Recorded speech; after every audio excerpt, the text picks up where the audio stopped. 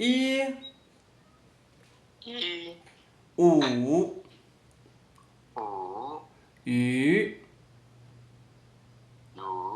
二比猫岛花鸡七鞋雪በጣም ጥሩ እስቲ ሞክር አሁን አንተ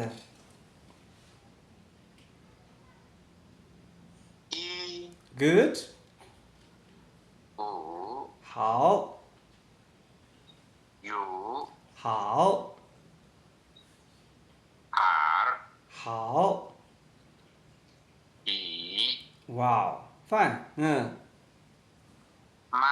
wow 行非常好好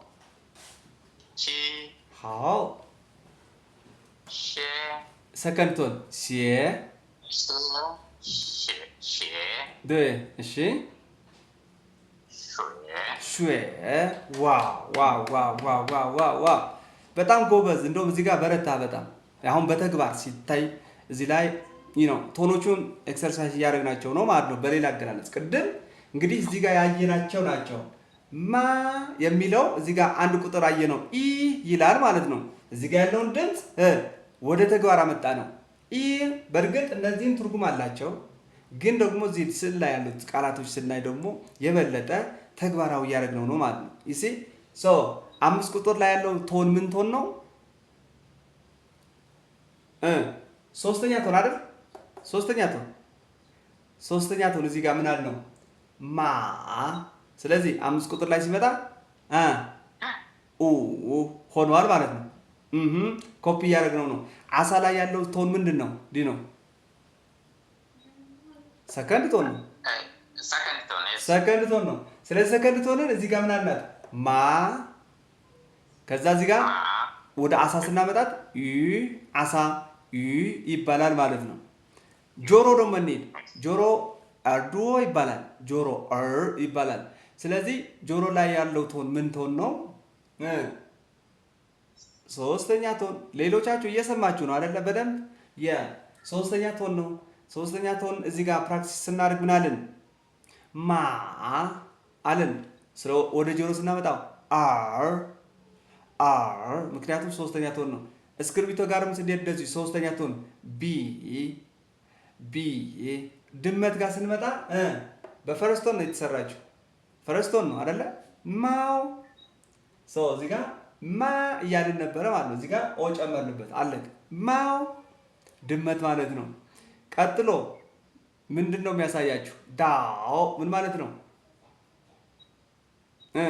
የባህር ዳርቻ ነው በነገራችን ላይ የባህር ዳርቻ ነው እሱ ዳው ብለናል ሰርቶን ተጠቅመናል ማለት ማ ኦኬ ኋ አበባ ነው ፈረስቶን ነው ማ የሚለውን እዚህ ጋር ተግባራዊ ያደረግነው ዶሮ በቻይንኛ ጂ ትባላለች ፈረስቶን ነው አሁንም ጂ ሰባት ቁጥርም እንደዚሁ ፈረስቶን ቺ ኦኬ ከዛ ጫማ ሰከንድ ቶን ሆኗል ማ ኦኬ መጨረሻ ላይ በረዶ ኦኬ እዚህ ጋር ያለውን ማ ተጠቀምነው ማለት ነው እዚህ ጋር እስካሁን ያላየነው ማን ነው አራተኛ ቶን ነው ያልታየው እዚህ ጋር ቃላቶች አሁን ካየናቸው ጋር የለም ማለት ነው አራተኛ ቶን እስቲ ባለ ሁለት ሰለብል ላይ ደግሞ ስንሄድ እንስማ ባለ ሁለት ሰለብል ቀጥሎ እናገኛለን ቡና ኮካኮላ እንደዚሁ ያሉበት አሮስቶ ኦኬ እስቲ ሌላ ሰው ደግሞ ከዲኖ ደግሞ ውጪ አብይ ና ወደኔ አብይ ላይባ ባለ ሁለት ሰለብሎች ናቸው እነዚህ እስቲ እነዚህን ትሞክራለህ ቡና ኮካኮላ ምናምን ያለበት ቡናውን ልሞክር እሺ ካፌ ጎበዝ ልክ ነህ። ካፌ ምን ማለት ነው? ይሄ ቅድም ያለው ፈረስቶን ያለው ማለት ነው።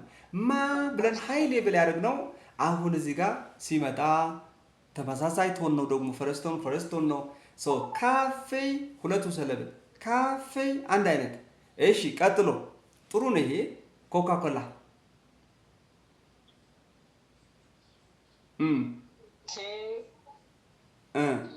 ከለ ኦኬ በቻይንኛ ኮካ ኮላ ወይ ደግሞ ኮላ ለማለት ከለ ኦኬ ከለ ሰርቶን ፕላስ ፎርዝ ቶን ሆነዋል ማለት ነው። ከለ ኦኬ ሉክ ከለ ምን ማለት ነው? እዚህ ጋር ሰርቶን ነው፣ እዚህ ጋር ደግሞ ፎርዝ ቶን ነው ማለት ነው። ኮላ እያልን ነው ማለት ነው። ኮላ እሺ የስ ኮላ ኮካ ኮላ ከሚል የመጣ ነው።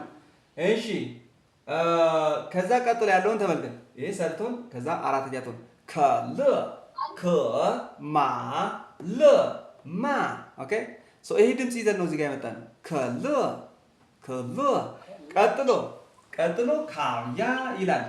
ካያ ፈረስቶን ሰርቶን እንትን ፈረስቶን አንደኛ ቶን። ስለዚህ ሲነበብ ምን ይሆናል? ካያ ካያ እንላለን ማለት ነው። አሮስቶ ማለት ነው። አሮስቶ ኦኬ አሮስቶ ማለት ነው። አሮስቶ ማለት ነው። እሺ እንቀጥላለን። ቀጥሎ ያለው እስቲ ሞክረው እስቲ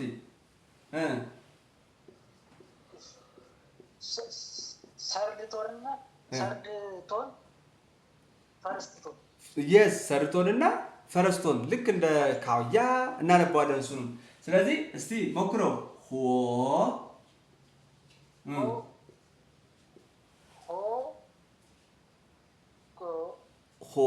ጎ ፈረስቶን ነው እዚህ ጋር። ይሄ ደግሞ ሰርቶን ነው። ጎ እስቲ ጎ በጣም አሪፍ። እሺ ይሄ እንደዛ ካልን ቀጥሎ ያለው ደግሞ ሰከንድ ቶን እና ፎርዝ ቶን አይደለም፣ አገላበጥከው። ፎርዝ ቶን እና ሰከንድ ቶን ፎርዝ ቶን እና ሰከንድ ቶን። ስለዚህ ፎርዝ ቶን ማለት ይሄ ነው አይደለ? ማ ያለው ቅድም ማ ኦኬ። ስለዚህ ማ ሶ ዲ እንላለን ማለት ነው። ዲ ሰከንድ ቶን ማ ቱ ዲ ቱ ኦኬ። እነዚህ ማወቅ አለባችሁ። ፈረስት ቶን፣ ሰከንድ ቶን፣ ሰርድ ቶን፣ ፎርዝ ቶን። ይሄ ኒውትራል ነው። ይሄ ኦኬ። ኒውትራል ቶን ይባላል። ኒውትራል ቶን ይባላል። ማ ቶን የለውማ። ቶን ከሌለ ኒውትራል ቶን ነው የሚባለው። እነዚህ ግን አራቱ ቶኖች ለይታችሁ ማወቅ አለባችሁ። አሁን ልክ እንደ አብይ አሁን እንዳገላበጥከው ሌሎቹም ይሳሳታሉ እንደዚህ ማለት ነው። አያ ምንድነው አራተኛ ቶን ማለት ሉክ ከቀኝ ወደ ግራ ሆኖ ወደ ታች ይወርዳል ማለት ነው። ፈረስቶን ምንም ጥያቄ የለውም። ይሄ ፈረስቶን ነው። በቃ ፈረስት እንደዚህ ሰረዝ እናድርጋለን ማለት ነው። ፈረስት አያችኋል፣ ቀጥ ያለ ነው ፈረስቶን። ኦኬ ፈረስቶን ቀጥ ያለ ነው። ሰከንድ ቶን ከታች ጀምረን ወደ ላይ ሆኖ ግን ወደ ቀኝ ያዘነብናል። እንደዚህ ሰከንድ ቶን እንደዚህ ሰከንድ ቶን። ስለዚህ ሰከንድ ቶን እዚህ ጋር ያለው ቱ ላይ ያለ ነው ማለት ነው። ቱ አያችኋት፣ እቺ ሰከንድ ቶን ከታች መነሻችን እዚህ ጋር ነው። ከዚህ ወደዚህ ማለት ነው። ይሄ መነሻው ከዚህ ነው፣ ወደዚህ ይሄዳል ማለት ነው። ሰርድ ቶን ደግሞ ቪ ምልክት ነው። መነሻችን እዚህ ላይ ነው፣ ወርዶ ተመልሶ ይወጣል ማለት ነው። አያችኋ? ይሄ ነው ፈርስት፣ ሰከንድ፣ ሰርድ። አራተኛ ቶንስ ከላይ ወደ ታች ከዚህ መነሻ አድርጎ ወደ ታች ይወርዳል ማለት ነው። አያችኋ? ይሄኛው ማለት ነው። አያችሁ? ይሆናል ከላይ ወደ ታች ሆኖ ግን ወደ ቀኝ በኩል እየተኛ ይሄዳል ማለት ነው። ስለዚህ እነሱ መጀመሪያ ስራችን የሚሆነው ቶኖቹን ለይቶ ማውጣት ነው። ከዛ ሲቀጥል በትክክል ማንበብ፣ ድምጻቸውን በደንብ ማጥናት ያስፈልጋል ማለት ነው። እዚህ ጋር እያንዳንዱ ቶን ማ ፈርስት ቶን ሃይ ሌቨል ቶን ነው ብለናል። ማ ሰከንድ ቶን ነው። ዘ ራይዚንግ ቶን ይባላል። ከታች ወደ ላይ የሚወጣ ነው ብለናል። ማ አያችሁ ድምጼ ከታች ወደ ላይ ሲወጣ፣ ይሄኛው ቪ ምልክት የሰራው ከታች አይምን ከላይ ወደ ታች ከታች ደግሞ ወደ ላይ ስለሚወጣ ነው፣ ሳያርፍ ማለት ነው። ማ ኦኬ፣ ደጋግሙት። አሁንም ቀጣይ ክላስ ስንመጣ ደግሞ ትረሱታላችሁ፣ እርግጠኛ ነኝ። አንዳንዶቻችሁ ይረሳላ። እናንተ ጋር ብቻ አይደለም የተጀመረው፣ ስለሚረሳ መደጋገም መደጋገም መደጋገም ይፈልጋል። ሰው ማ ሰርድ ቶን ነው።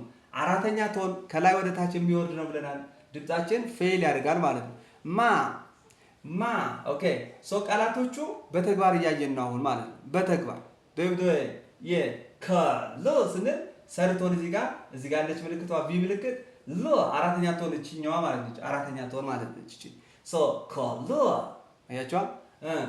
ካያ ሰርድ ቶን እንዘን ፈረስት ቶን ካው ያ ማ አያችኋል። አንድ አይነት ድምፅ ነው ያለው። ዘ ኦንሊ ዲፈረንስ ኢዝ ቃሉ ነው የተለየው፣ ሌላ ቃል ሆነ። እንደገና ሆ ጎ ተመሳሳይ ድምፅ እዚህ ጋር ያለው ድምፅ እዚህ ጋር ሆነዋል። ቃላቶቹ ግን ተቀይረዋል። እዚህ ጋር ካው ይላል፣ እዚህ ጋር ሆ ይላል። ልዩነቱ እሱ ነው። ሆጎ ድምፃችን ግን ስቲል ቶኑን ጠብቀን ነው የምንሄደው ማለት ነው። ዲቱ ስቲል ይሄ ምን ማለት ነው? ካርታ ማለት ነው። በነገራችን ላይ ሆጎ ማለት ምን ማለት ይመስላችኋል? ሆጎ ምን ማለት ነው? ስለ ያለ ሆጎ ማለት ምድጃ ነው። እሺ ምድጃ ማለት ነው። የቻይና ላይ እንደው በእሳት የሚሰራ ምድጃ ነው። ሆ ማለት እሳት ማለት ነው። አንድ ላይ ሲሆን ደግሞ ሆጎ ሲሆን ያው ማቀጣጠያ ወይ ደግሞ ምድጃ ሊሆን ይችላል። ቀጥሎ ያየነው ምንድን ነው? ቀጥሎ ያየነው ዲቱ አይተናል። ዲቱ ስንል ካርታ ማለት ነው። ዲቱ ካርታ፣ የስ የዓለም ካርታ፣ የሀገር ካርታ፣ የምንም ካርታ ሊሆን ይችላል። ዲቱ ይባላል ካርታ። ሲያይገ ሌላ ቀጥሎ ያለው እስቲ የሚያነብልኝ አውሮፕላን ነች። አሁን እሺ ቴዲ እስቲ ግን አሁን ጥሩ ነው ግን ለምን ተለያዩ ድምፅ? አሁን ቶኑ ተለያይቷል። ፈጂ እንደዚህ ነው የሆነው። ፈጂ ታች ወርዶ ከዛ ይኛው ላይ ተሰቀለ። ፈጂ ግን አንድ አይነት ናቸው ቶኖቹ ተመሳሳይ። ፈጂ የስ ፈጂ ሀና ብለዋለች። የስ ፈጂ አንድ አይነት ቶን ነው። ፈረስቶን ነው። ስለዚህ አንድ አይነት ድምፅ ማውጣት አለብን ማለት ነው። ለእነዚህ ፈጂ ምን ማለት ነው? ማማ እንደማለት ነው። እዚህ ጋር ማ ሌላ ማ ቢጨምር እንደሱ አይነት ድምፅ ነው ማውጣት ማለት ማማ። ኦኬ ፈጂ እስቲ ቴዲ ድገመው። ዛይሾባ አያ እሺ እስቲ ኦኬ አይ ቲንክ ይንገጫገጫል። ድምፅ ትክክል አይደለም ቴዲ፣ ድምፅ ትክክል። እሺ ሚዩት አድርጋት በቃ። አየህ ኦኬ፣ ትክክል አይደለም ኔትወርኩ። እሺ ስለዚህ ሀና እስቲ ምንድን ነው ያልሽው? ሚዩት ላይ ነች።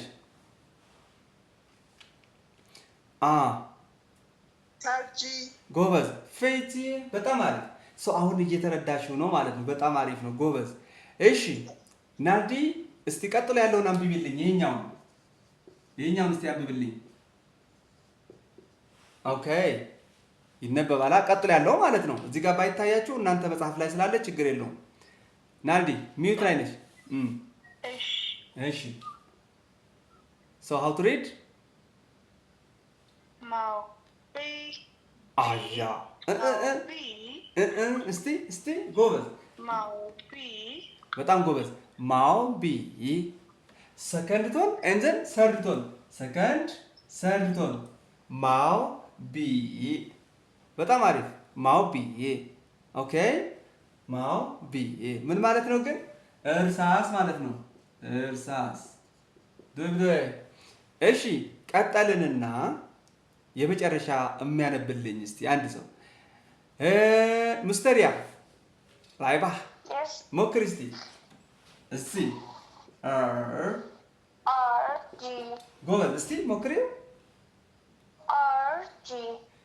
ኦኬ አር ጥሩ ነው። እዚህ ጋር ነው ስህተት ያለው። የመጨረሻ ላይ ፈረስት የስ አርቲ ምክንያቱም ፈረስቶን ነው ከሁሉም በላይ ነው። ሃይ ሌቨል ነው።